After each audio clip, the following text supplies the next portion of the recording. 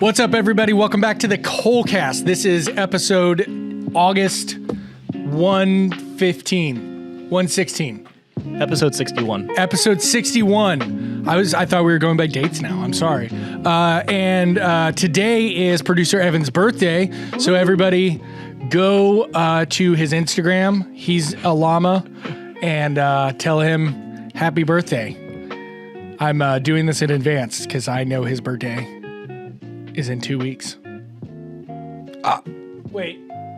Scratch that. We're going into the 8th month, not the 9th month. Dagummit. Anywho, we'll move on. Act like that didn't happen. So before we get going with our guest today, Mr. Nate Howett of Warsaw Welders up in Wabash, Indiana. Warsaw, Indiana. They're all the same. All the W's. Pretty much. They're all the same. Wabash is south, isn't it? A little bit, yeah. Yeah. Sure is. Okay. That's tucked neatly in the Wabash Valley, which is south. So before we get in him, we're into our conversation with him. We're not cutting him open. We are going to give you guys some updates. So first and foremost, this should be coming out before, but we want to talk about the ABS Great Mid-American Hammer-In at the Miami County Fairgrounds in Troy, Sydney, Ohio area. Can't ever remember which town it's in proper, but it's the same place that Quad State's at. The ABS is the past few years had a push to have a middle of the country meetup. And this year, based off of some of the demonstrators that I've seen and some of the stuff they have planned, I think this is going to be a pretty good event to go to. We will be out there represented by at least myself and Charlie. You may see other familiar faces, but probably only one a day because we're only like an hour away. So we don't need to go out as a group and get a hotel and expense meals and all that fun stuff. We can just go out one person a day and take care of it and kiss babies and shake hands. So that event is, Evan, did you already delete out of that? That one is August 21st to the 24th. Like I said, the Miami County Fairgrounds. Almost directly after that, I think it's a couple weeks after that, we have SOFA's Quad State Roundup. This is everyone's favorite time of year. We have the Quad State Roundup once again on Miami County Fairgrounds. I talked about it with Kevin and Noah, but Miami County Fairgrounds are genuinely the best fairgrounds to have a blacksmith event on, outside of Tipton, of course. I'm a little bit partial because it's us. It's Indiana, but that by the time you're reading this, you should be able to sign up online, I believe. Right now you can send your it's not an application, but your form in online. Those are the two big things coming up outside of Coal Iron Works. Inside of Coal Iron Works, we have Making It Stick. Right? What are you talking about? Making It Stick? Like the class? Yeah. Like a new class? Oh, we're not doing that again? We are. I'm looking for the date. Oh, okay. Way to make me question myself here. We have Making It Stick. We have Josh Prince. We have Brett Onick teaching intro to the forged blade. This is not a stock removal class. This is a forged blade. I believe Charlie has a stock removal class on the books as well. Yes. We also have... Which is more relevant. More relevant. It is relevanter. Relevanter. That will be the 16th of August. And then after that, we have our next guest instructor, which will be Benton Frizzy, doing the 2025 Axe Intensive. And this is just a good time. We've had him out. This will be his third one. He is a wonderful, wonderful instructor. He goes slow so that you get more work done. So you don't get too fast paced and ruin your material and have to start over. That's something that I've noticed about his classes is he's very good at keeping a slow, consistent pace. And if one person has a question, he stops everything so that the whole group can hear it and they can talk about it and they can expand on it. It's very interactive, not just with the hands-on forging, but also with the discussion and with the learning. So, we give him a lot of flowers, but that's his flowers for this week. We also have online classes that producer Evan is blasting in my face. We've got the hammer, the buckle, we're going too fast. I can't read. The Making It Stick. We have Intro to Bladesmithing, Forged Rose. We have Creating an Integral. Already said the buckle. We have Cole School of Iron Axe Intensive online. That is last year's Axe Intensive. We will be updating that this year. 2 years ago. Sorry, that's 2 years ago. We'll be updating that with any updated information. We'll be going over his course with him and asking him if he has any updates. You know, we could probably update it and nobody would know because he's going to wear his cute little shirt. I love that shirt. He wears the same shirt when he demonstrates. It's a cute little 1950s bowling team style. It's consistent. Yeah, it's consistent. It's a good thing to say about somebody. They're consistent. Yeah.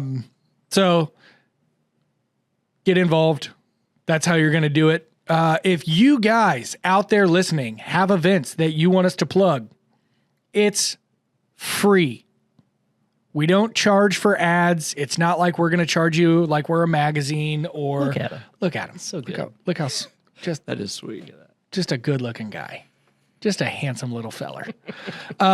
Anyway, we don't charge for blacksmithing guilds, groups, events, hammering, stuff like that. We're not going to charge you. I've said this before. Email it to me. If we can't attend in person, we'll make it known on our podcast. We'll make it known. We'll try to share it in our stories on Instagram. We want to help support what you're doing. And also, if we're just being honest, I would feel bad charging somebody for it because that's not how we make our money. We sell machines. We offer other services. This is something that we do to make sure that you guys feel connected to us as you're going to spend a lot of money with us. If you buy a machine, you're going to come back for dies, material, whatever. If we're in a relationship, I like a lot more FaceTime than is possible when you live in California and I live in Indiana. So this is our FaceTime. If you have stuff going on, send us messages and let us know. If you guys have questions about anything, send us messages and let us know. I want this dialogue to transcend your radio speakers, your car speakers, your headphones, whatever. And I want you to get involved in your community and let me know how I can help. All right? Good? Great. Golden. Evan's on board. I don't know. I got a thumbs up from Evan. Evan just got really excited there. All right. So moving on. August 6th, we're going to say. I'm just doing quick math here. It's probably not going to be right. August 6th, you're back in school by the day this will release, right? Yeah, I'll have teacher day. Kids come in August 8th. Kids come in August 8th. August 13th. Okay, so it'll come out the 13th. Well, you are back in school. I will be back in school, yeah. For a full week. Almost a full week. Tell us what you do as a day job. On my day job, I'm a welding instructor for the Area Career Center at Warsaw Community Schools. Okay. What all does that entail? So we combine our classes together. They're a welding and machining class together. So we almost could call it like a hybrid metals class. Okay. They come in the first year. They'll get half a year of machining, half a year welding, and then they come back the next year, same thing. Third year, same thing. They get to us by their third year as welders.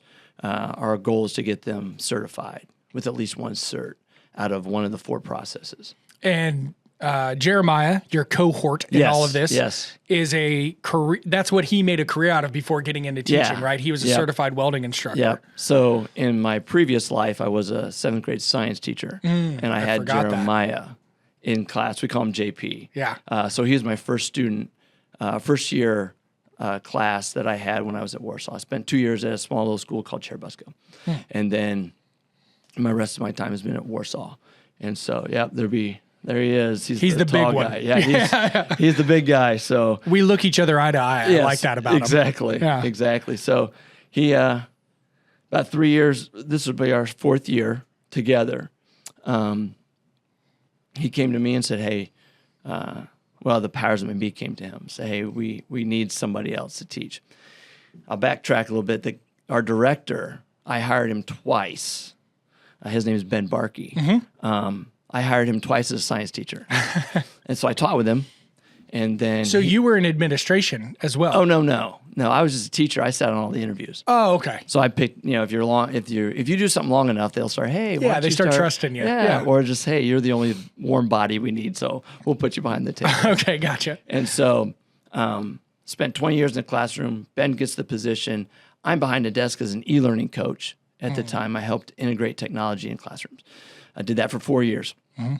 And so this will be starting my 28th year. So Ben came to me along with 28 years. Yeah, it's been my 20th year. You look great. Well, thank you. I appreciate that. I knew that you had been doing it a long time and that you were a little older than I always think you are. Yeah. But having 28 years in position, I never would have put that number on. Yeah. So yeah, it's a blessing sometimes. But so the powers that be had assistant principal or assistant superintendent, and the superintendent, they're like, hey, we want to have a chat with you. And they're just like, hey, we want to move you outside that desk and put you in front of those kids again. And so I took Jeremiah out for tacos. And I said, listen, I'm not really looking to move. And the fact that you want me to weld, I have zero experience in welding. And he goes, well, yeah, but you have 20 years of teaching, and I'd rather hire a teacher and teach them how to weld than try to teach a welder how to teach. Yeah. I said, perfect, I'll be your best attendance taker. Anything you want, I'll enter grades. I can do classroom management. I just don't know how to weld. And he knew that. Yeah. And so then he's like, listen, let's do this halfway through. And I said, if you don't want to do it anytime, just tell no. I wasn't looking for a different position, but the Lord had different plans. So, yeah, so 4 years later, we've been teaming up there with JP, and we just start at 7:30 and we go at 3. It's nonstop craziness. I mean, Yeah. you've seen it. Well, and yeah, I have the pleasure of coming up once a year for your big annual event. You do the tri-state or tri-county, Yeah, whatever. tri-county, yeah, the Tri-county welding. roundup. Yep. And I get to go out there and hang out and do some demonstrations, forging with kids, whatever. Yep. It's been a little bit different every time. Yep. But you also often post videos of working with kids on, you guys have a press and an induction forge, Yeah, and one of that's the- how we started this relationship. But we'll talk about that in a second, but are you guys doing that during class, or are you guys doing that after school? Oh, yeah. So one of the things that I do outside of my job is I'm a bladesmith, a knife maker. And so one of the things I told Ben, I said, look, I'm not coming into this position without a forge, and and I need a press. And I had, we were in conversation with buying a 12-ton at my home shop. And I said, listen, I need a 16-ton, and I need the Newell dual press, digital press controller. Yeah. And he's like, really? It's like, yeah. He goes, how much? I said, don't matter. I said, if you want me, this is what has to happen. So then I called you up, and then I brought Jeremiah. I was like, hey, we got this. And so we ended up with a 16-ton. Yeah. That was one that we had used for R&D a little bit. And we kind of, this is another one of those things where we just had Jeff from Warriors Way on. And have you met Jeff yet? I haven't, not Okay, yet. the world's going to explode. I'm genuinely convinced that the moment that you two meet, the world is just going to explode, and everybody will be kinder to each other and more compassionate and smiles for no reasons. You guys are two of the most positive people that I've ever met in my life. But we just had Jeff on, and we did kind of the same thing with Warriors Way. It's like, hey, this is a great cause. We've kind of vetted it. We can allocate a little bit more time and attention. We don't do discounts. We don't do military discounts. We don't do education discounts. And it's because, unfortunately, those are abused so often. Absolutely. That we really have to make sure that the people that actually are using it for good are the ones that are getting the help with funding, right? Yep. So they got a little bit of a hookup with one of their presses, and then Jason Knight decided he didn't want his old DPC back, so we're donating that to him. And I'm not even sure if all of that went through Nathan, so I'm not sure if insurance bought the new DPC, if we just did it out of the kindness of our heart. I'm not sure. All I know is I have a DPC with a cool story, and it's going to Warriors Way. So, but anywho, all of that to be said, you reached out. It was like, hey, this is kind of what I'm looking for. What do you guys have available? The moment that and like you said, the Lord sometimes has different plans. We don't do discounts. We don't do special things, but something was like, well, let's work with these guys. They're here. They're in Indiana. They're in our home state. They're doing something that we desperately need. Indiana desperately needs jobs, and you're creating qualifications for jobs. And it's not that nobody wants to move to Indiana because our taxes are cheap, land is cheap. my dad works for a company that just moved all of, or I guess this wasn't just, but a while ago, moved all of their headquarters and all of their like high up administrative staff and stuff. They moved them from Dallas to Indianapolis because it is so much cheaper. They can pay you $500,000 a year here, and it's like $1.5 million in Dallas. You get the same price of living. So it's not that companies don't want to come here. It's that we don't have the qualifications. So if we have a bunch of manufacturing here in Indiana, do we have the infrastructure? It's the first question. Gary, it'll take 25 years to rebuild, to create the physical infrastructure. Cool. In 25 years, your student graduating high school will be 40 with tons of experience. Will be able to go in as a foreman when we create. Let's hope this is what happens, right? Because there's also a more desolate future. But so you're actually creating down the line. We're not seeing immediate impacts of what you're doing, but hopefully we see it over time. And that's why we were like, yeah, let's do this. You know, there's a couple schools around us that reach out to us and they say, hey, could we pay you guys to teach our students how to weld? It's like, well, we can't offer certificates. Josh isn't certified. Charlie's not, you know, we don't have any certifications. And it's like, oh, okay, well, thanks anyways. But you guys actually went and sought that out and said, hey, you know. Yeah. So it's really interesting. Jeremiah is a CWI, which is a certified welding inspector. Inspector. Sorry. I keep saying instructor. Oh, you're fine. You're fine. And then our area career center, our shop is actually a certified area to, it's called an ATF. So you can certify right there on the spot. So we don't even have to send the certs out. That's cool. So there's only one of, I believe Jeremiah said there's 21 high schools in the nation that have this. And it's all boom. And so the kids get it right there. So we can test right there. We can, and Jeremiah with the CWI can pull everything out, and it's super cool. So these kids they're in it. Yeah. Like they're the kids that want to do it, right? They're certified right on the spot. And as a senior, they do it as a senior. So the way AWS works with certifications, they're good for 6 months. So I'd hate to give a junior a certification because after 6 months, you have to pay to up it. Yeah. Or redo it. If you let it go too long, then you have to redo the test. And a test for might be, you know, a one process, one position. It can be $165 to up to $400, right? And so we're just trying to save these kids some money. Right. They're juniors. Let them get their first job. Yep. And then a lot of, if you have the job already, a lot of those places will pay, oh, we actually need your certification. Go ahead and get it, and then we'll reimburse you. And then same thing I do with boots and eyeglasses. And then some school or some businesses, you know, we can't do, I'll use Major Tool in Indianapolis. They have nuclear certifications, but we don't have nuclear certifications. That's cool. So we have two kids down there that went to Hobart, which by the way is in Troy, Ohio.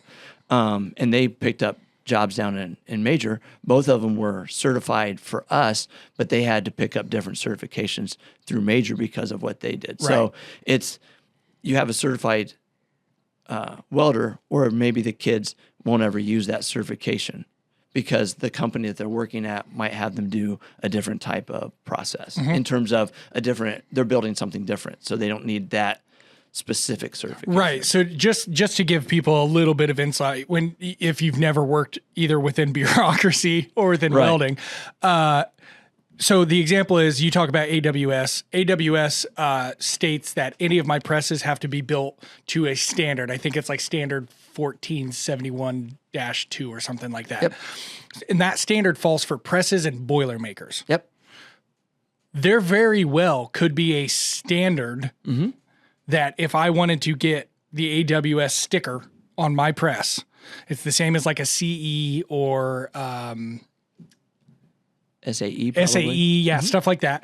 If I want to get that, I would have to send Josh to go get certified in standard 1471.2. Yep. But if I wanted him to do it vertically, that's a whole different, I have to go send him for another certification. Yep. And it might be two more because it might change something to where, oh, well, that's not just vertical. Now it needs to be this kind of lead, or that's not a butt joint, that's a fillet. Like it's, when you're dealing with certifying welders, it's so hard because there are so many different certifications they have to fall under. And if they're free range or trying to do their own thing, a lot of those guys don't carry certifications because it's just too much to keep up with. And that's the thing. So like if the cool thing about like with Jeremiah is if you wanted to certify your welders, you can call Jeremiah. He can come down.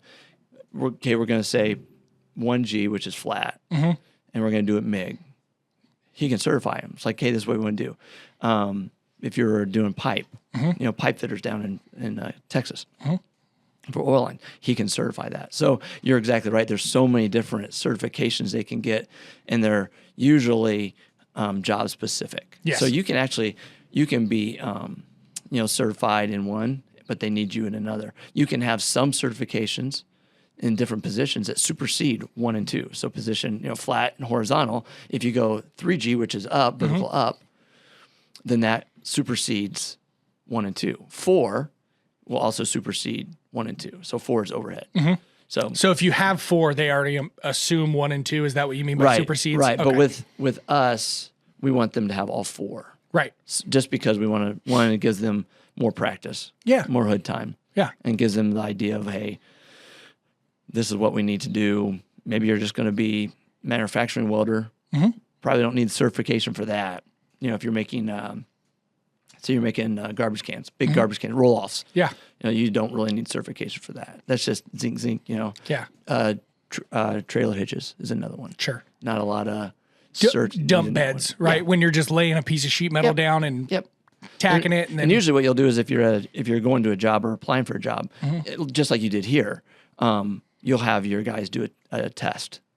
I didn't do that. I know, but the guy that you have is really good. He's really good. And he's kind of proven himself. I trusted him, but I also kind of credit checked him he knew people that I knew. And so there was a little bit there. I know that I got on the podcast and was like, I hired you without ever looking at your welds. And like, yes, that is kind of true. I would never do that again. Right. But also B, he came from a group of people that I trusted and I was able to ask some questions. Absolutely.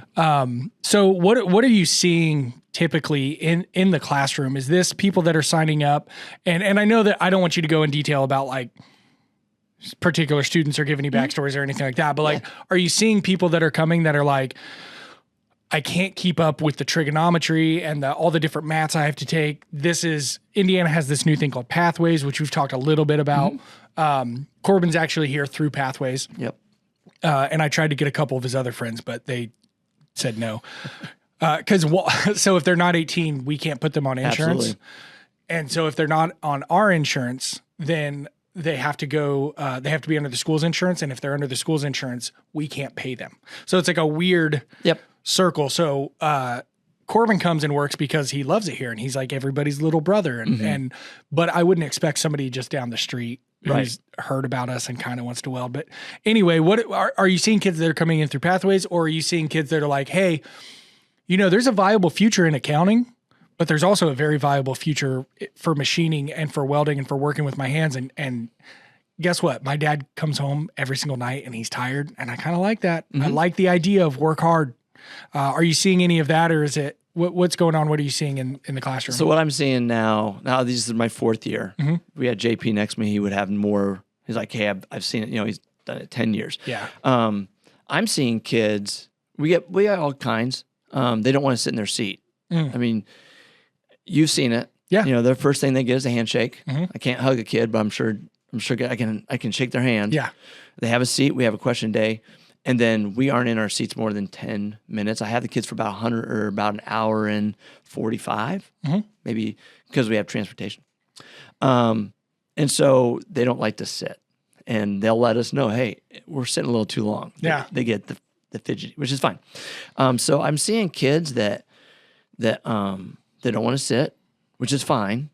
But honestly, I'm also that's seeing, great for this career. Exactly. Move around. I get kids that want to be engineers, but they want to know how things work. Great. One of my best welders this year, who's a senior, 30-year kid for me. Gosh, he's a really good welder. He's going to probably go the engineer route. Probably going to end up being a welding engineer. Every engineer needs to know how to weld. They need to know how to machine their own parts, because when you take drawings and drafts and models down to the floor, and they don't make sense, you immediately lost credibility with all your machinists, and it's so hard to bring it back. It's so hard to get it back. And if they find any little thing that's like, well, it's going to be hard to do, engineer's an idiot. He doesn't know how it works. So they just, they discredit you. So I'm 100% in favor of, if you're going to be an engineer, those schools should pre-require some of these classes. And they do. We do a good job at Warsaw when it comes to our engineering classes. They have a CNC machine, a little smaller desktop CNC machine, so the kids can see what programming looks like and stuff like that. I also have kids that they are not going to become welders and they are not going to become machinists, but they just want to be in our class because, well, this is 2 hours that I can just be a kid. And we had a kid that he just was really good at cutting material. We have our cert pieces, our practice certs, and they have to be a 37-degree bevel. And we have a Ellis saw, an old saw, and he knew the touch of it. And he goes, I'm not very good at welding. And we're like, yeah. He was a senior. He's a first-year senior. And he goes, is there anything? I just want to be part. I just want to be part of something. It's like, sweet. I need these parts cut. Yeah. Just cut my parts for me. And by golly, he was our best saw. He'd come up, it's like, hey, Mr. Howett, I got 10 pieces cut this hour or this class period. So he would help me out because by the end of the school year, we have kids just like, I need to get my cert, especially seniors. I need to get my cert, I want my cert before, 3 years, you want something. Something. Yeah. And so then that's where we have kids fit in. We're introducing 3D printing, introducing the laser. We just picked up a new plasma table. So I've got kids that, I think Evan showed the sign that we had. Those two girls did that sign. They did all the design. Neither one of them are going into welding. One's a dancer. She's going to Ball State, I believe, to be on the dancing side of things. The other one is headed to Ball State also to be, she's not sure what she wants to do, but she's probably going the engineering side. Can we make that a shirt, Evan? Just, I'm going to Ball State for the dancing side of things. That's got to be the greatest, the greatest statement ever. But not to distract you, but she, Evan, write that down. write that down. So she's a good kid, but so we got all kinds. And I have positions for CNC. Obviously, I have a couple manual machines that I would love for those CNC guys to know how to run. I've got an engineer. I've got a classroom instructor that has to do a little bit of all those things. But I also have my CNC operator is also my saw operator. So if you've got a guy who's coming through class and he's like, man, this is going to sound super weird. I love running a saw. Yep. There is still a place for him in manufacturing. Oh, absolutely. Alro has custom cuts that they're running and they charge $90 a piece for. So don't ask me how I know that. I'm very bitter about it. But, they're still getting him, like I said, this is a weird kind of niche thing, but I do love running this saw. It's like, how do you find out that you love sewing leather? You got to do it. Yep. You got to get some exposure to it. And that's not going to come from you taking a leather sewing class because you would never assume that that's what you're going to love. It's about going into an atmosphere, like you said, where you say, I just want to be involved. I want to do something. And then you find that. And it's like, oh. Yep. And we got kids that we have projects that they do every week or every day. They have projects that they work on. And then we have some kids that are just like, hey, I really like the art side of it. And that's kind of like, that's where my jam is a little bit. So then they come over to the forge area and like, hey, you got to do your project, get your project finished, but let's come on over and see what else we got. So then that just opens up the world of Instagram with Derek Milton. He's one of my go-to guys. Yeah. You guys, obviously, Charlie. And I mean, just Charlie. You don't have to include us. It's just Charlie. We shoot you guys a bunch of texts and emails. Like, hey, we got this going on. How would we do this? But, then it just opens up. And the cool thing is you've talked about community the last several weeks on your podcast. These kids get a chance to see some dudes, like some good cats that know how to do their job. Good, not to say that the kids in your class don't have dads at home or anything, but good father figure, mentor style guys who, were covered in tattoos and grease, and you might hear a swear word here and there. But at the end of the day, we're going to call you out on your bull crap, and we're going to hold you accountable to the person that we know you can be. And I've had to do it with Corbin. I've had to do it with little Noah, right? Like, hey, I know that you wouldn't do that if your dad was right there. And, expanding that community is kind of what I've talked about, is like, that's our job as men, is to lead this next generation in some sort of way that's like, dude, you have to be productive, but like it can be fun. You don't have to wake up and I gotta go to work today. Yep. It's like find something you can be proud of. Yep. You're proud of those saw cuts, dude. Let's ride that high. Yep. Let's go. It doesn't matter what you're doing. What matters is that you're bettering yourself in your situation, and that takes community. You can't do that alone. Yep. You know, the whole idea of people being disadvantaged, in my opinion, I grew up not socially well off at all. Like no money, I didn't get to go take basketball. You know, we took one vacation and it was with another family in a 2-bedroom house. Like I wasn't disadvantaged because of my income. I wasn't disadvantaged because of my social standings, because I had my dad, I had, you know, my quasi grandfather, I had my real grandfather, I had people at my church that I grew up in, people in my community that when I slipped up and I was outside 2 blocks away and they, you know, saw something going on, it's like, hey, I know your parents' number, you know, and it wasn't, I didn't grow up in a community that was like, the kids can't ride bicycles in my yard because it blows past my flowers. It's like I grew up in a neighborhood where everybody had grandkids and everybody had kids. Yep. And it was just a matter of what day of week it was of who you played with, because they might be at their mom's or their dad's or whatever. But that's what I think of when I think of kids that are at a disadvantage. And obviously there is monetary disadvantage. Don't get me wrong. But that's what I think of, is like these kids are coming into life with no community and nobody telling them like, you're doing great. Keep it up. Right. And that's the thing that I see. There's one kid in particular, and like I said, student things I don't want to talk about on the podcast, but the first time I came up to your school, you could just read it on him. The way he carried himself, the way he talked, the way he asked questions, the way everything was followed with, I'm so sorry. I'm so sorry. And then the next year he had I think 2 people with him, and I recognized him. I was like, okay, he's got a couple buddies now. And this last year that I went up, he was the life of the party. And I pulled you aside and I was like, hey, this kid over here, like I've noticed that, and you were like, yeah, that's literally all we care about. I don't care if they ever weld again. I don't care if they walk away failing the class. All I care about is what happens while they're inside my classroom, and are they better when they walk out? And that's why we just shake hands. Yeah. You know, that's it. We told him like 3 years. I want you a firm handshake, look him in the eyes, yes sir, no sir. That's what, you know, because that's what you're gonna have to do if you want to get a job, right? Because it's a competitive market. Even though, you know, you listen to Mike Rowe, 7 million jobs available, or 7.3 million jobs available, 7 million able-bodied men to do the job. I said, you still have to shake those good hands. Yep. You got to be that firm, you know, be that person that's going to stand up by it just a little bit. And they might tell you no, and that's okay. And we fail in class. You know, Jeremiah and I both, they know we're false, but they know we care about them. Yeah. We have our, you know, I'm not the best forger, I'm not the best knife guy, and I'll be the first one to tell the kids, my Damascus is not the best. Yeah.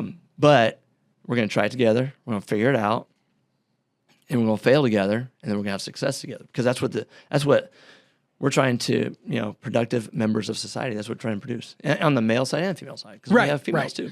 I lean into, obviously as a dude, saying like, this is my job. You know, far be it from me to say like, this is a woman's role in society. I can't identify that. I'm not a woman. No, absolutely. But I can identify what I think my role is. And if I think my role is to hold, if you came to me and you were like, dude, this is the easiest job ever, I just put on YouTube and then I take naps. Like, that's the future of our country. You can't do that. You know, like, it is my job to hold you accountable as my friend.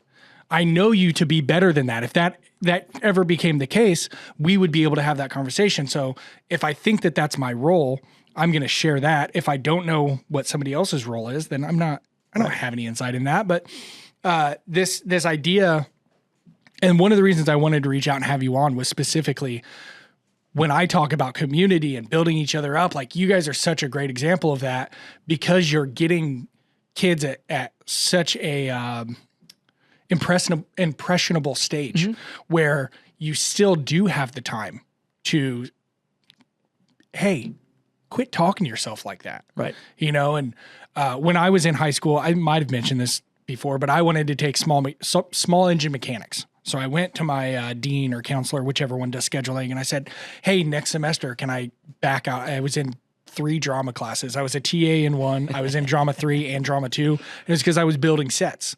And so the more I was in class, the better the sets could look. I said, hey, can I drop drama? And I want to go to small engine class. And he was like, Francis, you're not in trouble and your grades are too good. What? And so those, we call it Ebert here in Anderson, but those Ebert classes were only available if you were in trouble or you couldn't graduate. Yep.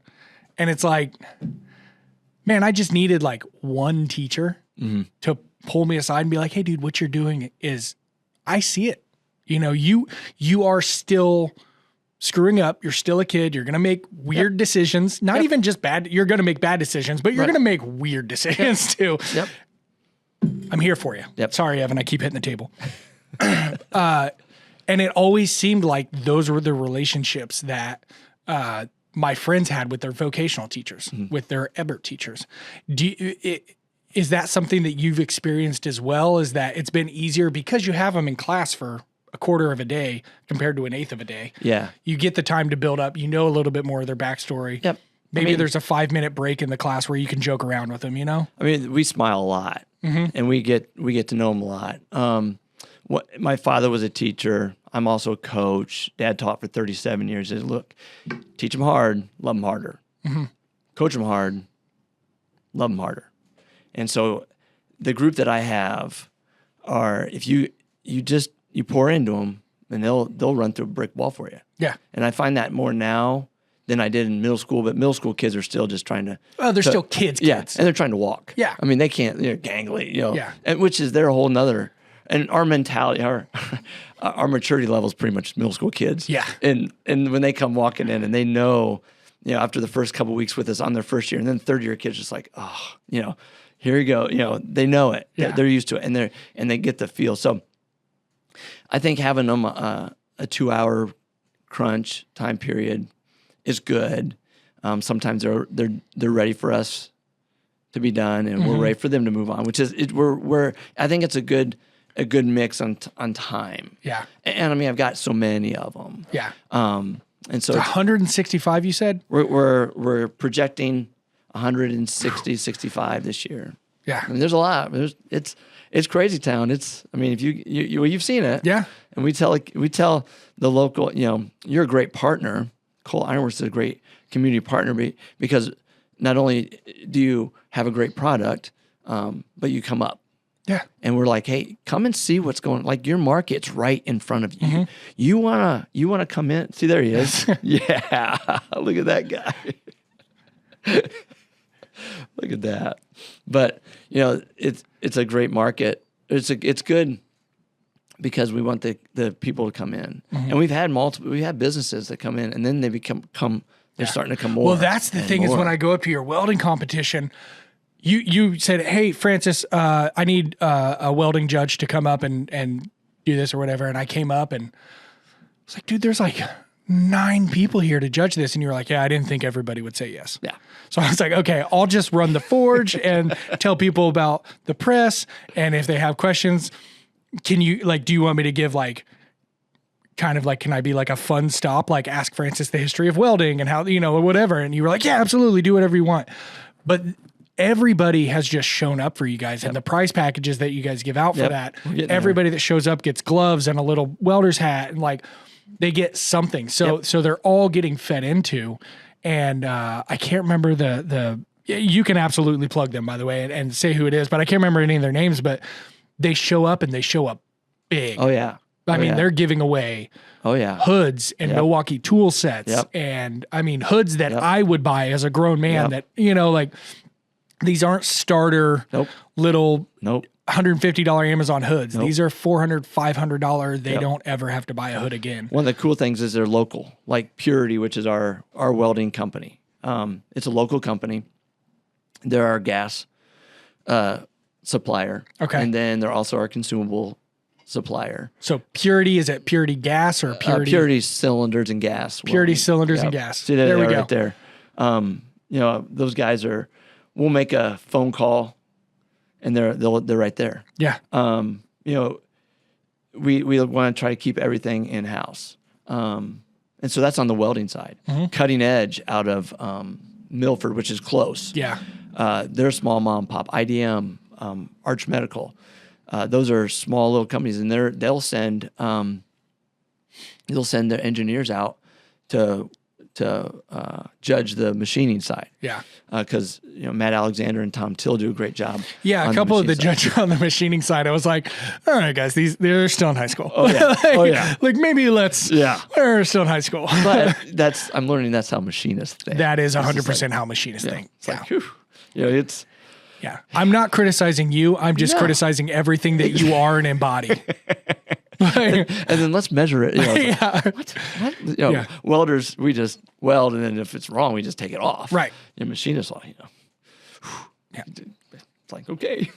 You actually removed too little of the parent stock, but I still have to scrap it. Why do you have to scrap it? Because now I have to mill down this much, but my calculator. But they're good. Yeah. It's just, but they have to be. I mean, we make a mistake, we can gouge weld it out and redo it. Right. Those guys, they can't put metal back. God invented cutting disc for a reason. Exactly. Get it out of here. Yeah. So it's cool that welding competition is just amazing. And you're right, the prize packages. I think we went from our first year, we did it. When I told Jeremiah, I said, hey, we want to do this, and he goes, I don't know. I was like, let's do this. I think we got about $2,200 worth of merch. We added, which is still quite a bit. It's not bad. It was only 2 schools the first year, right? Yeah. Yeah, it was only 2 schools, and you guys were just starting out, and you got $2,200. Sure did. Of just stuff. And obviously, there's not anything I sell that kids could use, but we brought down some T-shirts and a couple beanies, I think. That's what I was going to say is the stickers that I brought, nuts. They didn't care about T-shirts. They didn't care about beanies. I brought 8.5 by 11 stickers. And they were like, I've never seen a sticker so large. And I have to continue, which I've got more for you, actually. I have to continuously give them to you because the kids love them. They put it on their helmets, and then I'll even have the machinist like, can I have one? I'm not welding right now, but I sure would like one. And then, all right, we'll do that. Yeah. And so it's been really awesome, and the kids love stickers, and they'll put it on there. So we have another company out of Napanee that's really started to pick up, and it's called PWI, which is Paul's Welding Incorporated. They make cranes, indoor cranes, mezzanines, and stairwells. Awesome. And they've come. I mean, we brought them down in November. Austin and Adam brought them down, wanted to see the shop. We're like, okay, come down on Friday. Hogs Are Wild, which you've enjoyed, the Hogs Are Wild barbecue. It's fantastic. Shout out Hogs Are Wild. Mark Poling. They do either a raspberry or a cherry barbecue sauce. Yes. Well done. That's the one. Former student, by the way. I had Jeremiah and Mark in the same class. Yeah. And that's it's cool. like, sweet. So then he's like, dude, I'll do anything to help you out. So, all right. So they come down. There they are. Hogs Are Wild. So good. We got a couple of their signs. They did a couple. We did a sign for them. Good guys. But and it's a truck, so invite them to your events. Yes. It's a truck. I don't know if they'll travel this far though. I mean, I probably could get you pay somebody enough money, they'll travel. Touche. So they hammer in this year. Exactly. Oh, game on. I'll tell them like, listen, they'll make it worth your while. Yeah. So good. But matter of fact, I think he's going to do my daughter's wedding. Oh, cool. I think he's going to be out there. She might not know that yet. That's but, awesome. Well, if I'm flipping the bill. Announcements. I can see, yeah, there we go. Congrats on the wedding. Yeah, thanks. But it's just kind of cool, that little welding competition. We went from 2,200 to 5,000. I think we were up to 6,500, and kids walked out with a welder. Like the kid walked away with something. Yeah, the number one kid that won in the advanced group, it was a she this year. Yeah, it was a she. She walked away with a welder. Yeah. An ESOP welder. It's like, nice welder, too. Yeah, Not like just a little tombstone had been turned in or. Nope, not one that's, not a buzz box. Yeah, not sitting in the back rack and they're like, how do we still have this in stock? Yep. And she walks out with that. She walked out with a $500 speed glass helmet. I mean, it's legit. And we're like, hey, we want to do even more. Didn't she, or maybe it was the second place, somebody had a roll behind Milwaukee setup too, right? Yeah. Yeah, it was like a 6-piece power tool setup with like 150 hand tools. It was like, who's giving this to children? Can I sign up? I'm also 15. It's funny because we use both Millers and Lincolns. Yeah. And so then it just becomes Miller, Lincoln. So yeah, Miller and Lincoln, I've been told at least by welders, that's why everybody loves them, is because they go to school, and every school has Miller and Lincoln, and every school has Miller and Lincoln because Miller and Lincoln are smart enough to feed into schools. So when they leave that school and go buy a welder, that's what they're going to buy. Well, that that's and what a they lot learned of your on. industry uses Miller. Yeah. And we use Lincoln. Miller and Lincoln mainly. Those have been our two main welders. I think we have a Bernard somewhere. Which is great, but we just want, our idea was like, hey, Jeremiah wonders, like, I want them, what they're going to be. Majority of them are going to be used in the industry. And, why not? And we've got, the local guys that are selling them. Yeah. And so, I mean, that and guys that care about your mission statement, what you're doing. Yeah. It's not just somebody, we can pick that up easy enough. It's like, and we talked about it on Jeff's episode, somebody that even if they do donate something, when you pick up the phone and have a problem, they're going to answer. It's not like, hey, I already gave you a welder. Get off my back. Stop, leave me alone. Yeah, they're going to be like, oh, well, we close at 5. I'll be there at 5:15. Right. Well, I mean, you're familiar. How many times I text you like, hey, I got this on this, or what's going on with this on the press? The first time I visited you, you had, DPC. I was trying to punch something in and I was like, hey, what's going on with your DPC? And you're like, I don't know. I can't get that thing to work. We just worked it backwards. Yeah. And you were like, the only way I can get it to do is if I put the bigger number in on the bottom and then what I'm drawing down to in the top. Nate, how did you get it in downward acting or upward acting? It has to be and I showed you, I was like, you just click that button that says downward acting. And you were like, The same thing with our induction forge. Yeah.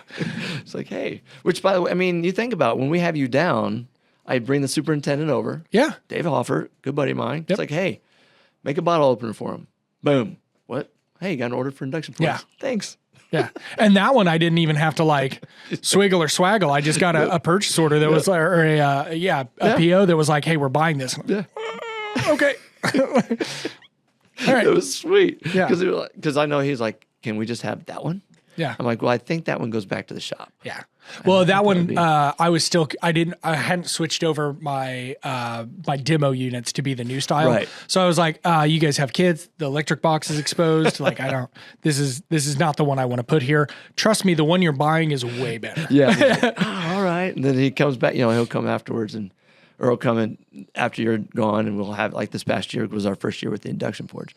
He goes, my gosh, I did a good job. I'm like, yeah. You did a good job, Dave. Well, and you went to Anderson, so he wanted to support an Anderson company. Exactly. He was 3 blocks away for 4 years.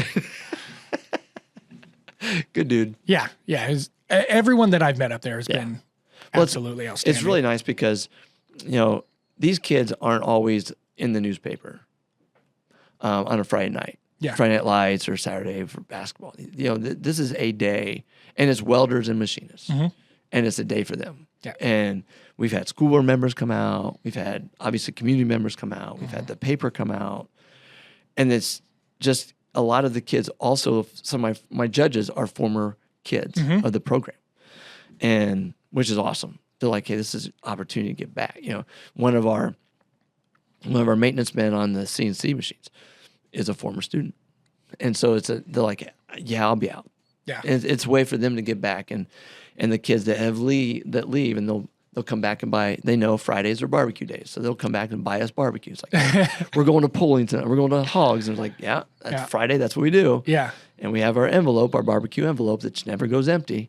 And we'll have kids like, all right, it's our buy because you did. Yeah. I was having a rough day, and you called my teacher in 5th hour and said, hey, this kid's not going to make it. We're going to take him out to lunch. And it's just it's a great program. Yeah. Because the kids see it, and then they come back and like, well, they watch the results in their own lives, so they stay with it. Yep. And then their friends watch their results, and it's that positive reinforcement that you get that can only happen with results. Yep. You wouldn't be able to do this. This class would clearly be shut down if kids were not leaving better. Right. And like you said, not every kid is walking away welding or walking into a machining job, but they're walking away better. Yep. And that's something that some school boards, I think, are better than others. And like I said, in every other podcast ever, this is not a political podcast, but I think we can note that there are school districts that just simply take the time to pay attention. And you guys are in a very unique position where not only has your school board taken the time to pay attention, but your community has as well. Yeah. I got the opportunity. Is very, very blessed for you to reach out and ask for me to write the forward, I guess. The forward of your grant. Yeah. And well, you just asked for you were like, hey, need a quote. I'm going to do this grant. And as I was writing the quote, it was like, I don't know this process. I don't know what he has to do to get this. But if I make that person cry, I think he'll get the grant. Yeah. I think he'll get it. Yeah. And, got to write a letter that was like, hey, just slap that on your grant. See if that works. Yeah. And it was funny because I said, hey, so we to preface it, we got, I can't make knives in school. We can't put a point on it. Right. So the kids are like, I can make a Damascus billet.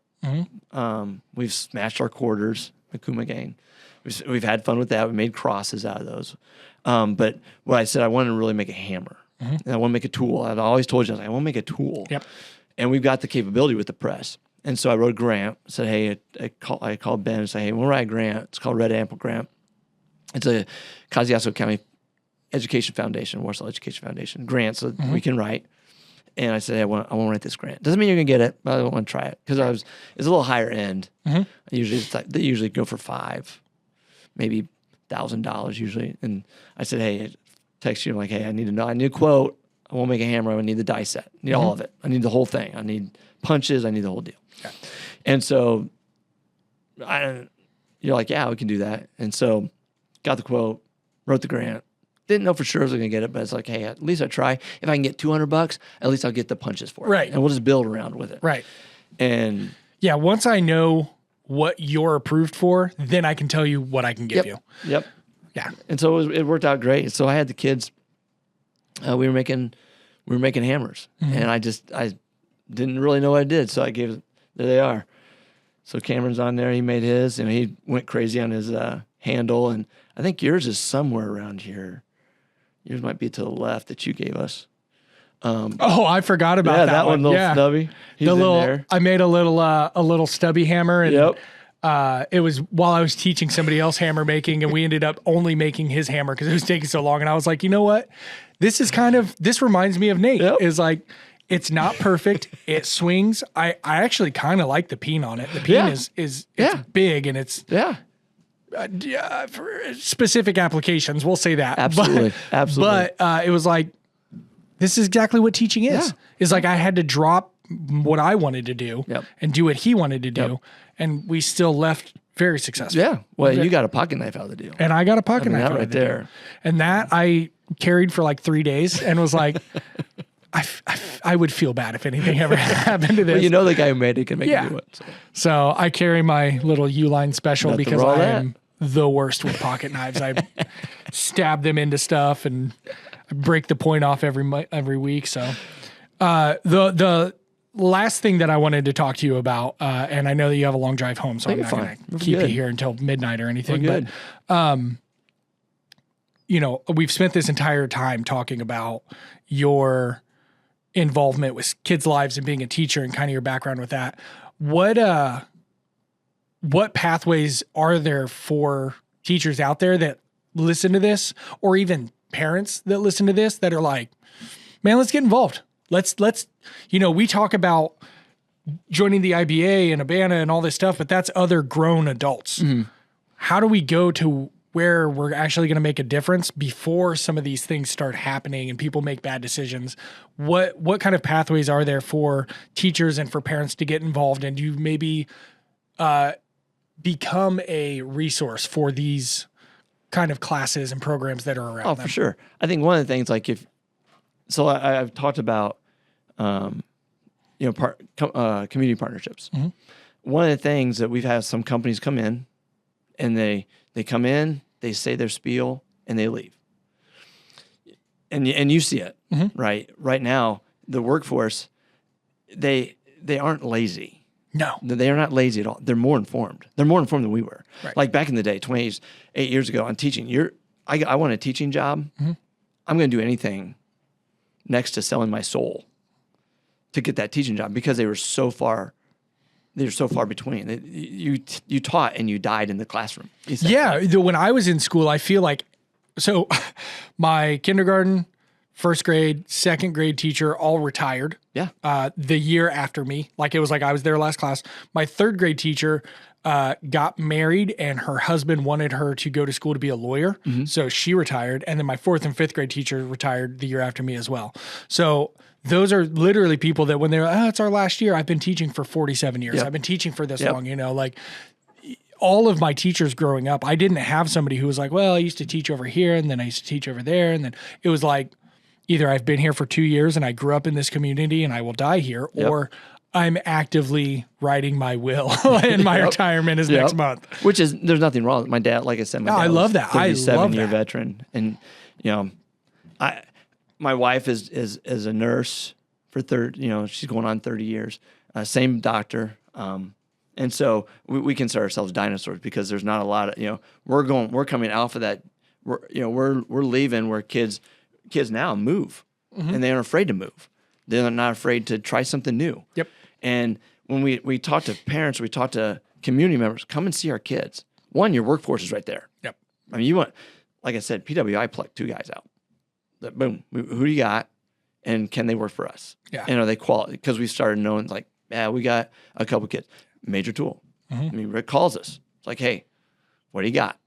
So they're down in Indianapolis, harder for him to get up. But come and see what we got. Yeah, but Major Tool is also somewhere, like you said, where you can go and work for 40 years. Oh, yeah. This isn't that Major Tool is not a startup it's like, I'm going to cut my teeth on this and then be able to get, like, you can go and there's nowhere for you to stop growing because you can run a shift and then you can be a project manager and then you can be a production manager and then like, they're a full-blown operation. So if you've got a connection getting kids hired with you're not getting them a job. You're potentially getting them a career. We call them a hire to retire. Yeah. You're hiring to retire. Exactly. What you're doing, And so, come and see our kid and spend some time with them. I mean, we got great kids. We got quality kids. Sometimes they'll make me pull my hair out, obviously, right? But what kid doesn't, including myself? But get involved like in a 4-H, a local 4-H. If you like to hammer, this past weekend I had a father-son come out to the shop, my personal shop, and we made a railroad spike knife. He goes, "Hey, we just bought a forge. We really don't know what we're doing." Yeah. And I was like, "Well, neither do I, but let's figure it out together." Yeah. And so they walked away with the railroad spike knife. So there they are. There's a couple of them right there. So. The opportunity to just have some fun. Yeah. Come out and see, we have open shops on Mondays. School is a little different because you have background checks and stuff like that. They just can't walk in. But, but there's different things that you can get involved in terms of, hey, I work at, Warsaw is the orthopedic capital of the world. So if you have anything orthopedic, it is a good chance it came from Warsaw. Or something like that. But there's also other shops around. Small mom and pop, like just the spider of orthopedics is just throughout our community crazy. Yeah. And so, we get, like I said, we get a lot of those mom and pop shops that come. But like if you see, markets, you talk about markets. Well, go up to the guy and say, "Hey, we notice you make, bottle openers. How'd you do that?" Well, could we do that? And a lot of times, yeah, we could do that. Or like you mentioned, they're demonstrating right there on the spot. Go talk to them. And then it's like, so are you doing this in your school? Are you trying this in your school? Are you doing anything like this in your school? Or I've got a couple of parents that are do CNC outside orthopedics. And so they're really artisans. They're really good. And so they're like, "Hey, can we come in?" Let me get you the clearance and come on in and they'll take a look. Yeah. You get a chance to talk to the kids at the welding competition. Yeah. Love to have you come up during the day, but I know you're so flipping busy. But I get a chance to spend the day with them and see what it looks like. One of these days when I take vacation, that is on my list of things to do. I think my girlfriend's going to kill me if I don't take a vacation this year. I haven't spent more than literally like we spend like 2-hour chunks together once or twice a week. And that's all that either of us have time for. So vacation is needed. But on my list of things to do is I want to come up and spend a day. Yeah. I don't want to tell them like, hey, we're Coal Ironworks, come, buy our press or anything. Like, I just want to tell them the realities of like, I worked for a company that is very cool, that is very recognizable to them. And it was mind numbing and soulless at some point. The way that they treated people, as much as they were way more employee focused than other companies, still didn't feel good all the time. Working with my hands. I'll tell you, there are major drawbacks. I'm not going to lie to you. I go home and there are days where I can barely move my hands right now. On camera because of all the light, you can't see it, but I've got metal splinters and wood splinters all over my hands. There's times where I go home and I take off my shirt and lay on my floor, and that's the first time my body temperature has lowered all day, and all these guys out and girls listening to this podcast are like, yeah, I understand that. There's days where it's like, do I need new boots or do I just cut my knee off? But there's also a ton of benefits. I get to work in a shop with 11 of the coolest human beings that you've ever met in your life. I get to approach all of my employees with respect. There's not a single person here that, oh God, I have to go talk to them. Every single person, even when there is accountability that needs held, it's a conversation about like, hey, how do I help you here? The result isn't what we wanted. I need to know how we get to what we wanted, not you need to. And that's because when somebody holds me accountable that is above me, they do the same thing. Hey, bud, you missed the mark. How can I help? The kids now, the market is crazy. Like if they're treated like trash, they'll leave. Yeah.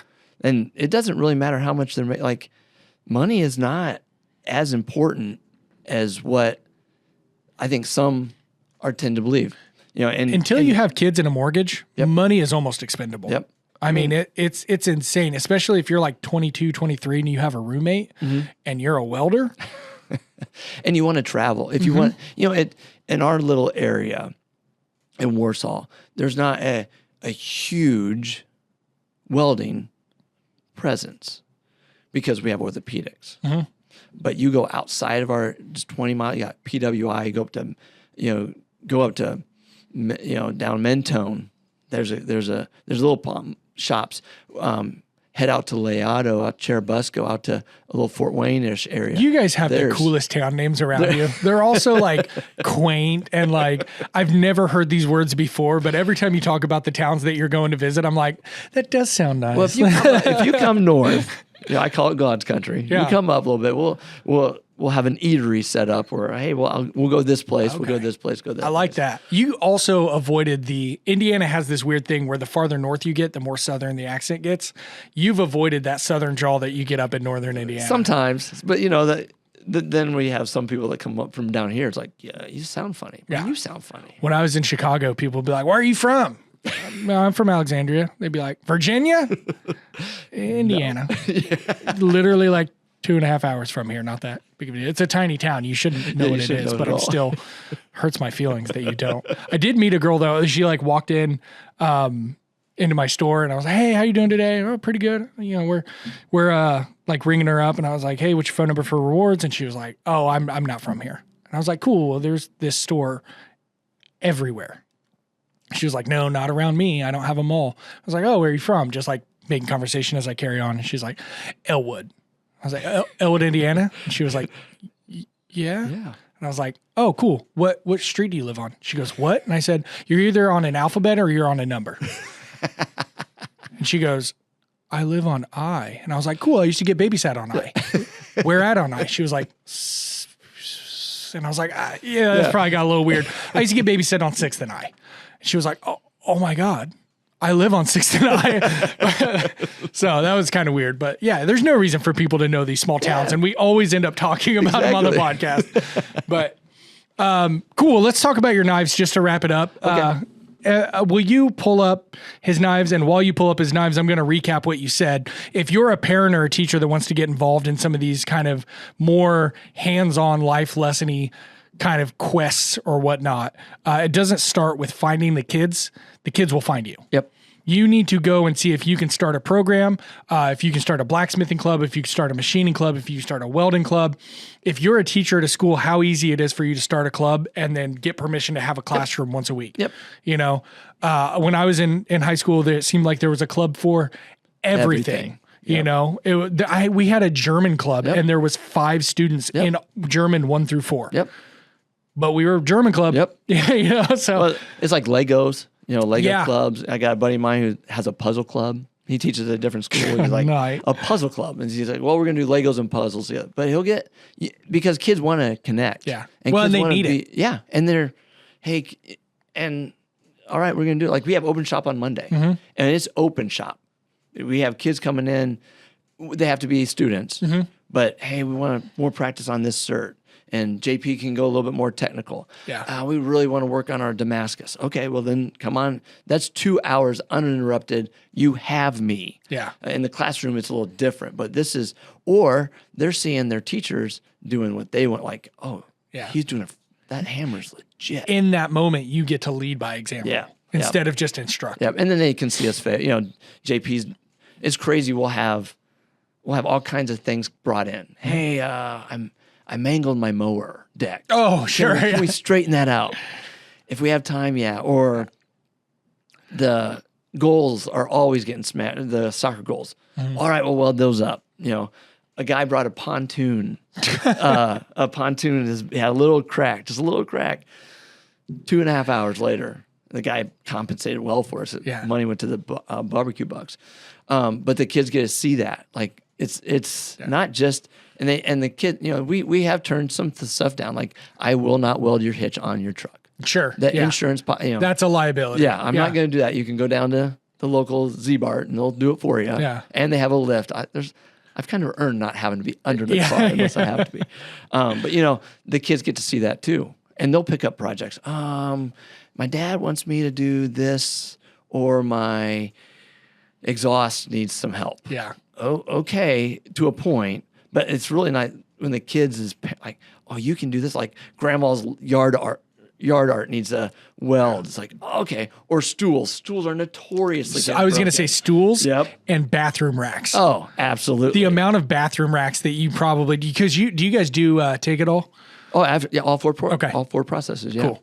Yeah. So the amount of people that come in and they're like, I know this is like $5 to replace, but since I'm in class, can I do it? Another cool thing is, so Jeremiah works at WeFab, which is a local fab shop, welding shop. Well, they do shutdowns during the summer, so he'll go do a shutdown at a foundry. And we got a ladle holder. So I don't know if you've ever seen how big a ladle holder is. Like this is the thing. This is the ladle. This holds the ladle that dumps the molten material into the cast. So this thing's huge. I mean, it took a wrecker to bring this thing. And he goes, hey, what are you guys doing with that? He's like, we're going to scrap. He goes, donate it to us. Write it off as a donate. And I had an in at Rochester Metals and like, oh, okay, as long as you can get me a record. So we call a local record shop. I was going to say a former student. Yeah. It's like, hey, we need you to bring this. And I mean, it's huge. I mean, the record was huge. It wasn't one like you're pulling down the car. Like, it's awesome. So we set it.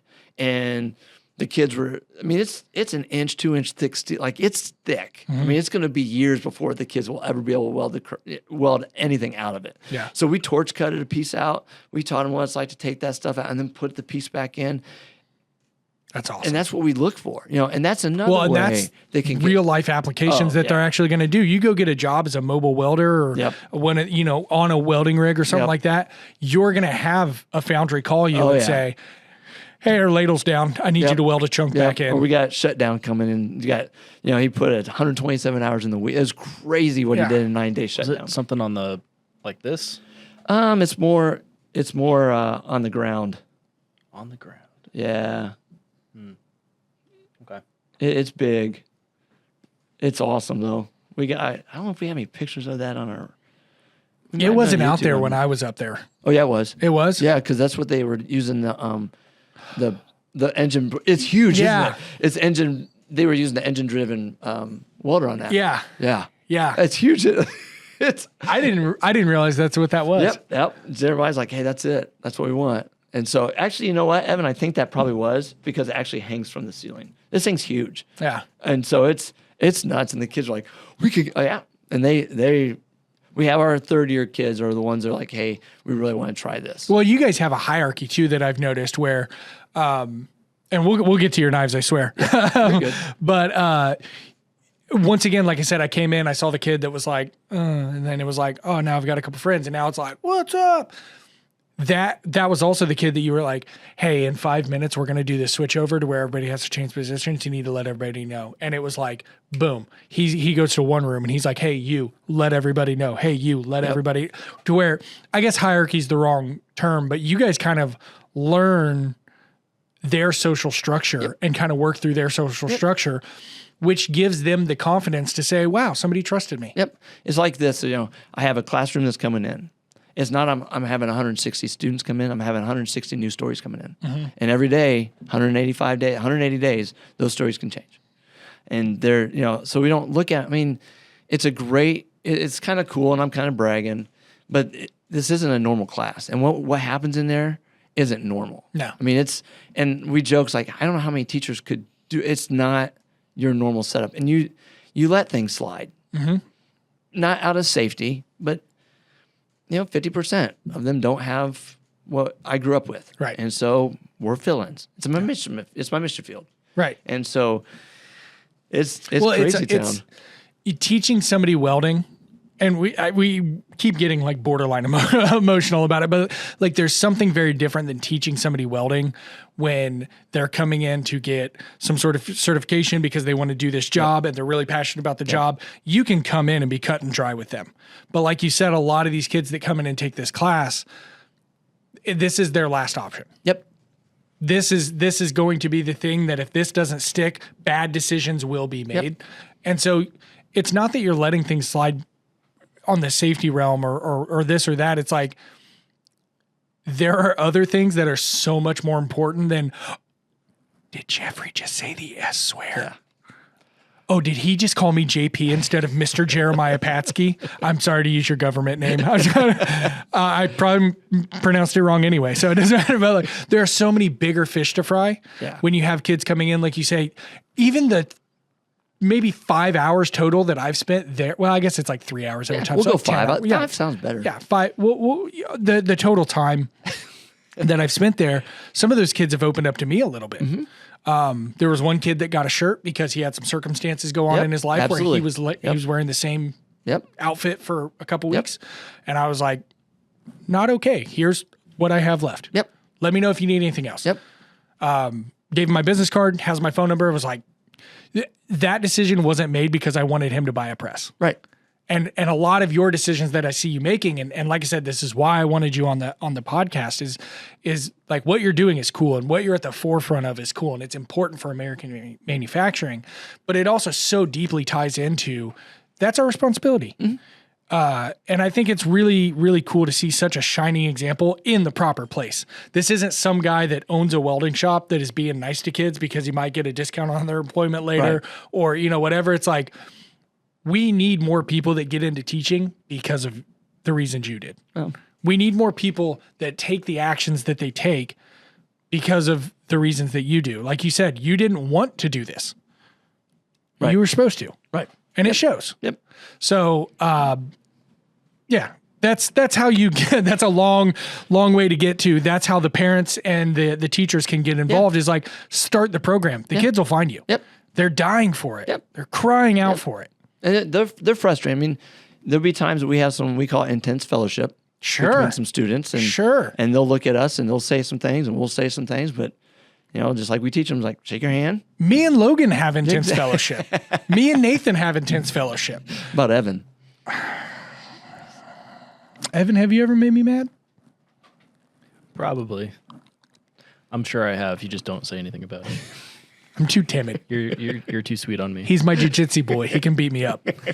But it's like, there's going to be intense fellowship, but that's also real life. Well, that's a relationship. Ask anybody that's been married more than 5 minutes. Bingo. You've had arguments. Yeah. Whether you call them conversations, even if they're healthy, there is such a thing as healthy arguments and confrontation, but there is intense moments in any relationship. Mm-hmm. So by you saying, well, we call them intense fellowship. It's like, cool. So now you've taken this thing and instead of avoiding it, now it's meaningful and you're learning from it and you're engaging with them where they're at, even if it is a little hard. Yeah.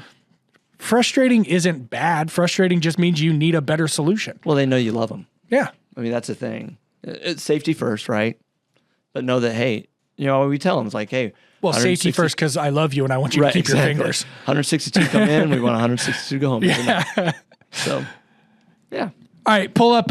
You got his knives. What got you into knife making? I don't think I even know a hint about your story. Funny story. I have one of my buddies. His name's Brady Jones, and he'll be embarrassed because I'm telling this. He came to he's a young kid. I like to hang out with, some of my buddies are younger. They keep me young. Is that why you keep me around? What? Well, because I'm a baby. Flipping AF. I'm sorry. I can't say that, but it's crazy. I knew that you were younger, and I told my wife, I was like, I think I'm going to bring up their age when I come down today. So he hunted, and he was excited. It was the first time he harvested a deer, and he brought it to the house. He's bow hunting, and I was like, hey, what do we do next? And he's like, well, I think we got to process it. We got to clean it out, get it out. I was like, yeah, we gotta do that. So get your knife. He brings me a box cutter. I'm like, that's not how that works. What's going on, bro? He goes, oh, you know, this is it. I'm like, no. So I'm watching. That's why he used my steel, and he goes, this is awesome. I was like, yeah, it's not bad. So then I'm watching this show called Michigan Outdoors. Okay. And it's a show that's about Michigan. And there's a guy on there, his name's Corey Miller Custom Knives. They're doing a segment on him. And I watched it, and I'm like, man, this looks awesome. He's got 3 crosses on his arm. Mm-hmm. And I was like, this looks like a guy I need to call. So I cold called him. I said, hey, I got a guy who needs a knife. And I see that you make custom knives. He goes, yeah, I do. So it's like an hour and a half interview over the phone, like just talking to him. Yeah. And I said, okay, can we get this? It was before turkey season. It was April. I said, can we get this done before turkey season? I don't know. I'm pretty busy. And so he's like, I'll do my best. I said, all right. So I called him back in a week. I said, hey, how hard is it to make a knife? And Corey's like, well, can you hit a nail? Well, for me or for you? Because I've been doing this for a while. Yeah, I've got some experience. And he's like, yeah, I can hit a nail with a hammer pretty accurately. Yeah. He goes, good. He said, yeah, you probably could do it. I said, then I want you to send me some Damascus. I always thought that was cool. He goes, no. He goes, that's $25 an inch. And he goes, you've never done this before. He goes, I'll tell you what, I'll make you a $75 mono steel blank. Mm-hmm. You polish it up. You do what you think you know what you're doing. And then we'll see what you go from there. So I polished it up, used my dad's little 6-inch grinding wheel. I have no idea what I'm doing. I don't have an anvil. I don't have nothing. And I showed him, and he goes, oh my. I'm like, yeah, it's terrible. He goes, nah. He goes, come on up. So he opens his doors in Algian, Michigan, Miller Custom Knives, Corey Miller. I'm like, he was on Forge and Fire. Mm-hmm. And I was like, you're spending your time with me? He goes, yeah, I see something. And so from then on, I was hooked. So Corey's like my guy. Like, he's my first guy. He's my commute, right? He's my guy. Yeah. And I'm like, oh, this is sweet. And he is. So he shared me his story with his 3 crosses, and it's just awesome. And I'm just like, this is cool. This guy's like, and he's wound up. I mean, he's just wound up like I am. So he's like, it's just wound up. And so from there on, he goes, you got to have a press. So he made me a press, my first press. He goes, you need a forge. Okay. So he showed me where to get a forge. So then he made a forge. He goes, oh, we got to make you a forge. So he made me a forge. Matter of fact, the forge that we have at the school, he found out when I got my welding job. He goes, boom, I'm making you a forge. And so I started with a press because I wanted to make Damascus. I started with his press. He made me a press. And just out of the kindness, I'm like, dude, I got to pay for it. He goes, you just pay for the reservoir. I'll take care of all the rest. Because he works at the fab shop, and the guy, the guy that he works for is like, I want you guys to work art. I want you guys to make stuff. Mm-hmm. And anything that comes out of your shop, anything comes out of my shop, you get 100%. So whatever you make, 100%. And it's a lot like this. Mm-hmm. And that's what gravitated. Like, you guys get it. You guys get it's got people. It's not people over profit. Everything. Everything. Everything. And so Corey's that way. He's like, dude. And so he's my, like, he's on speed. I like, oh, look what I did. And he'll correct me. He goes, ain't gonna work, Nate. Ain't gonna work. So that's how it started. And it's just taken off. Yeah. In terms of, I love to learn. Well, you're texting me 2-3 times a week. Like, check out what I did. Look at this. Look at this. And it's like, I keep saying it, but like I run a company of forging presses and I never have time to get in the forge. I'm finally building my home shop. I've got the raccoons kicked out. Yep. I think. I hope. They're eating your cats, but watch it. Nah, they're eating. Leslie, if you're listening, I'm sorry I didn't text you. I haven't seen lasagna in a while. But I've got a couple anvils. I've got a coal forge. I've got to get my blower installed. And I've got to get my hood installed. And then I've got to figure out, there's a good chance that this will never see any powered equipment, because after 10 hours of teaching people how to run powered equipment, servicing powered equipment, building powered equipment, sometimes it's like, okay, this is too much. And if I have a project that I need to work on under a press or under a power hammer, I can do that here. Yeah. So there's a good chance that'll never happen at my shop, which is fine. But I get so jealous. It's like, especially if I'm doing something else that's like a real life responsibility and I get a text from you and I'm like, mowing my lawn or cleaning out my pool or whatever. And I'm, God bless it. He gets to be out in his forge, hanging out, doing fun stuff. And it's always good. That's the thing, is like, it's always, well, there have been a couple times where you're like, hey, this failed. This is why it failed. Yeah. Like with your last canister that you sent me. Oh, it was brutal. It was bad. So Steve, which my wife is starting to learn some of the guys' names. Mm-hmm. And so Steve liked something. He goes, oh, that's a great way of making it. I'm like, oh, Steve Schwarzer? Yeah. I'm like, Dawn, like he said something. Like he said something. Yeah. And I go, there it is. Great technique. Yeah. And I'm like, that's Steve's technique. Yeah. I'm like, that was his. Like I stole the idea, but I saw it. It was on YouTube and he was all excited. And on my channel, I'm like, hey, Steve. You saw that we get it and we put people over everything. Yeah. Steve gets it. Oh, yeah. Steve has people over constantly just to keep the craft alive. Yeah. He's got the kids that he calls them. Yep. And Logan's one of them. Neil and Lucas and Will and a bunch of those guys just go over and they would say like, oh, Steve's my dad. He's my knife dad or whatever.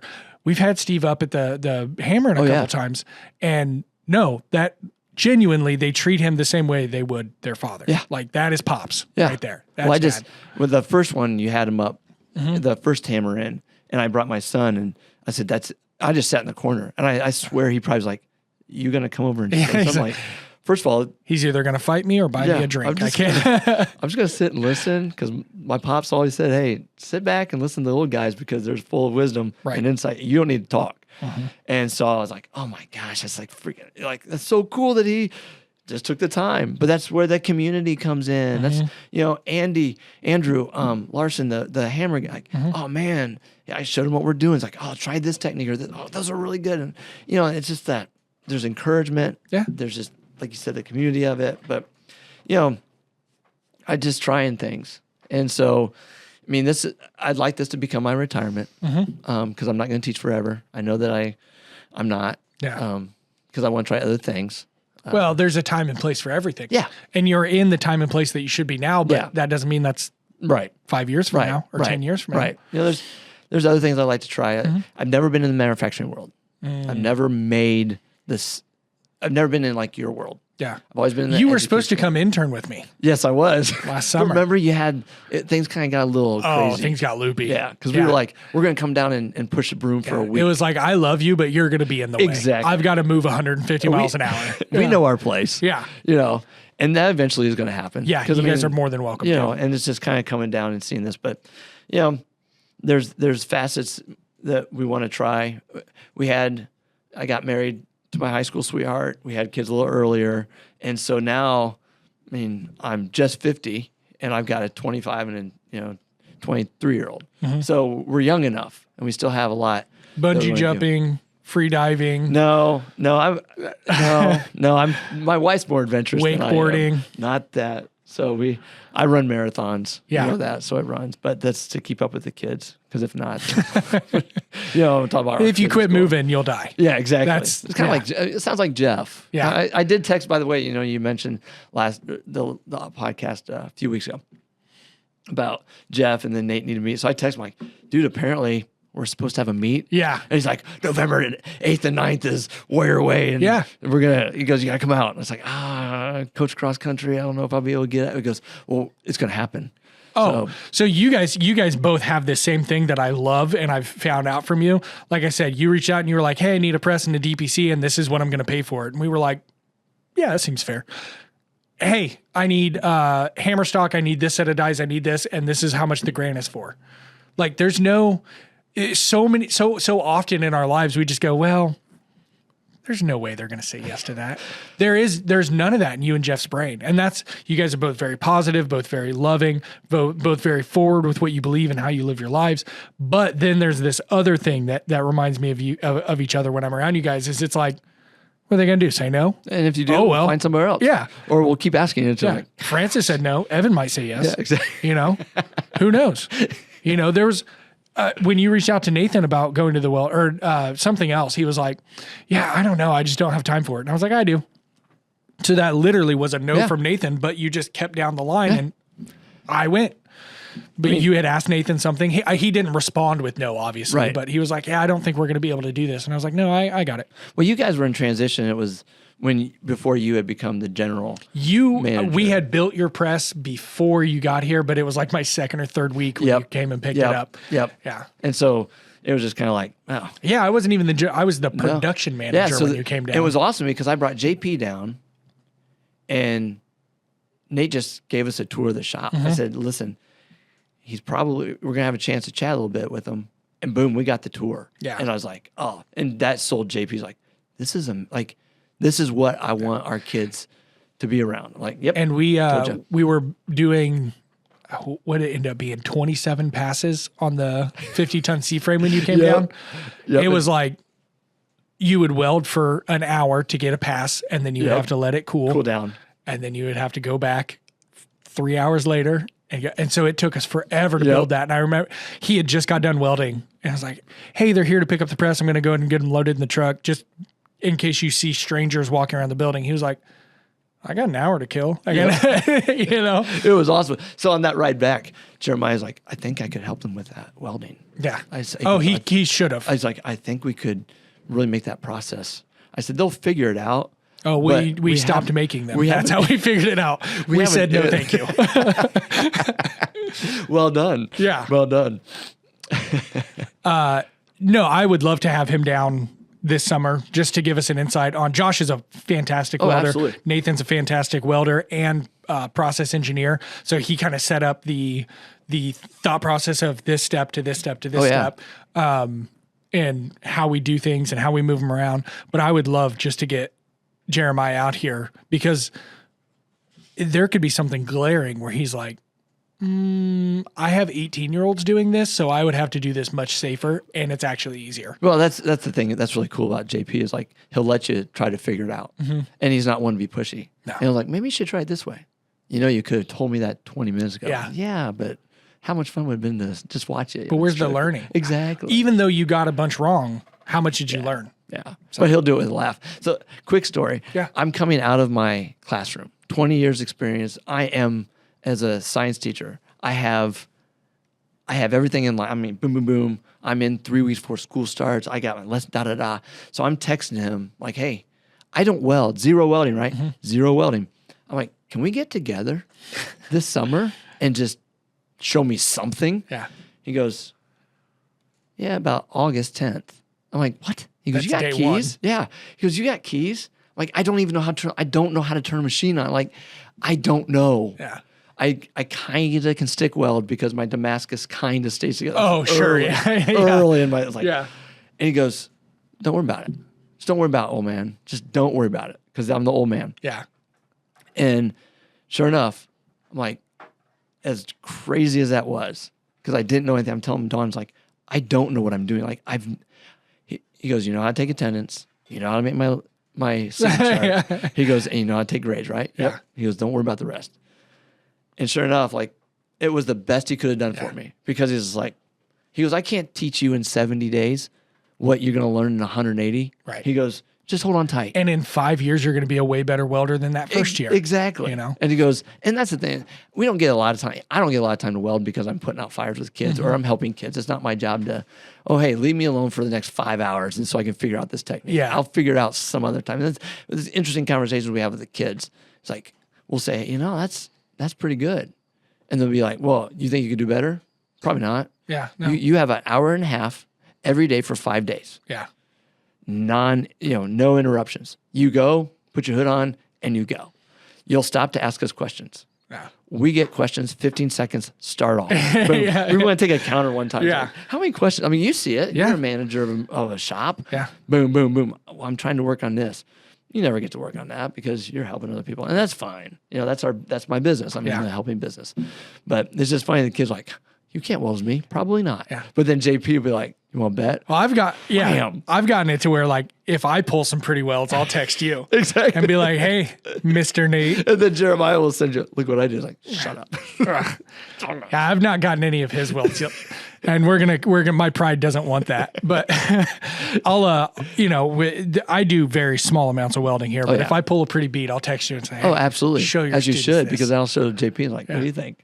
And but it's funny, the kids will be like, what do you think, JP? Boom. I'm like, oh, No. like- All right. go sit down. I did it faster, cleaner, Yeah, and more exactly. penetration. Exactly. Exactly. All right. Well, is there anything that you want to tell the crowd listening? Nothing too crazy. Just these kids are good kids. You give them a chance. They're smart. Yep. They're smarter than They'll what see you through would it. think. Yep. They'll see But, through it. You love them, and they'll take care of you. All right. Well, thank you so much for Absolutely. coming out, being on the podcast. Thanks for having us. Thank you for everything you do for your community and for our community. Everybody go follow Nate at, is it NH Knives? It's ND Howett or NH Knives, either or. Okay. ND Howett on NH Knives on Instagram. Let this guy know that what he's doing is good because that's what he does for kids every day. Thanks a lot, guys. We'll see you later.